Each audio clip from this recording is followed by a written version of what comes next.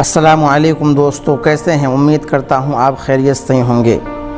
जिस्म की भूख लड़कियों को भी होती है, वरना किसी लड़के की क्या मजाल है जो किसी लड़की को होटल के कमरे तक ले जाए।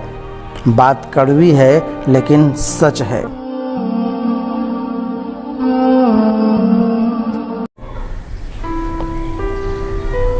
ईमानदारी से कर्म करने वालों के शौक़ भले ही पूरी ना हो, पर नींद ज़रूर पूरी होती है। बात समझ में आई?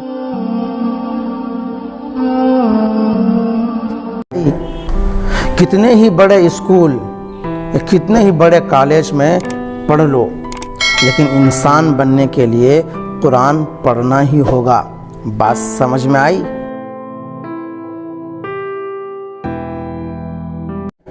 शुक्र है आंसुओं के रंग नहीं होते, वरना सुबह के उजाले में रंगीन तकिए सबके राज खोल दिया करते।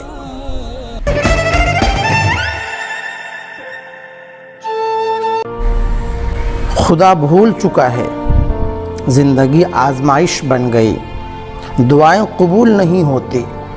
पूछा नमाज़े फज्र पढ़ते हो? बोला आँख नहीं खुलती। बात समझ में आई?